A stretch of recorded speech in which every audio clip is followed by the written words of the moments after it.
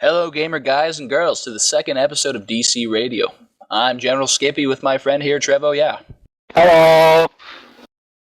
Today we're going to be talking a little bit about the new upcoming game, Assassin's Creed 3. Assassin's Creed 3 takes place during the Revolutionary War and focuses on a new ancestor, Connor, a Native American who himself fought in the Revolutionary War. The game lets you visit different stages of his life from childhood to adulthood and has major scenes during all the stages of his life, which you'll be allowed to interact with. The game will be running on a new, revamped Anvil engine and is allowing for better environments, seasons, and even can depict up to 1,000 troops engaged in battle, contrast to previous games with 100-troop battles. Connor has himself a bunch of new custom animations that give him new methods of movement, like sliding under obstacles, climbing trees and other natural objects, and even jumping through windows.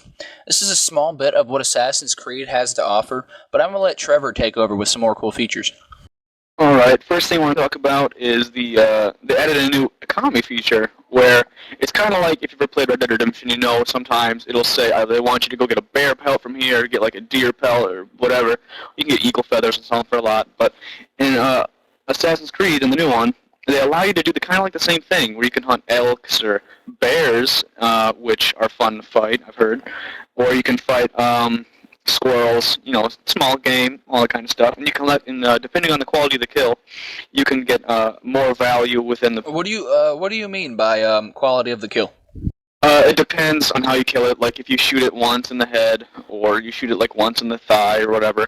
It depends on how many shots you take, where the shots are placed, and it'll use a bunch of computer mumbo jumbo that they planned in there to determine how much money you'll get when you try and sell it. That sounds interesting.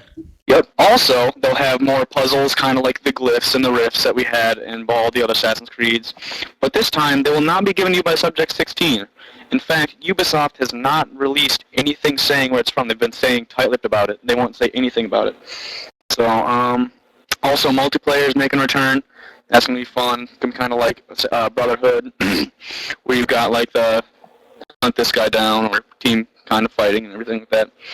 But they're also introducing new weapons like the tomahawk, the flintlock pistols, hidden blade, all that other regular stuff, All the stuff Native Americans like to use, sticks and stones.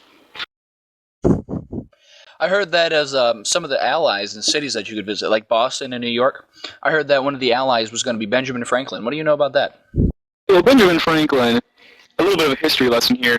Benjamin Franklin was kind of a rude guy, just in terms of American history. Like, he literally would tell fart jokes. He would hire prostitutes.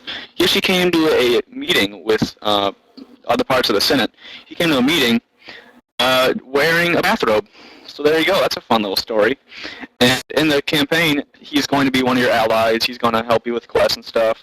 So I'm just trying to imagine a really fat, tubby, Benjamin Franklin climbing a tree with a hidden blade. That should be neat.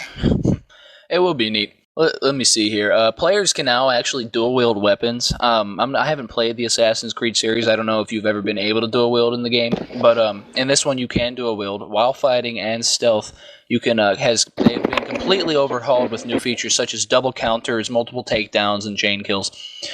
Your player Connor will go into battle with a very, very wide variety of weapons at his disposal. Like my friend here, Trevor, said, like the tomahawk, the flintlock pistols, you have the bow and arrow, your hidden blades, your knives. There are tons of new things in this game, along with some of the old stuff that the Assassin's Creed players have come to know and love. Desmond in this game will be using a new Animus 3.0 system, and will find himself reliving significant events of Connor's life. 100% synchronization in memories returns. Like, throughout synchronization will be treated more like an experience in an RPG leveling system, except with a finite amount available. Activities completed within missions have their own values. The more in sync you get, the more it'll fill your sync bar. So that just means the better you do, the more cool crap you get.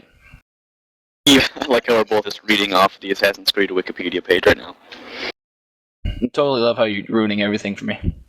Yeah, But what I was going to talk about is they added in a bunch of new animations, like literally thousands of them, which means like the way you fight, you gotta have different stances, different cuts, different slashes, all the fun little things, little beautiful things in life.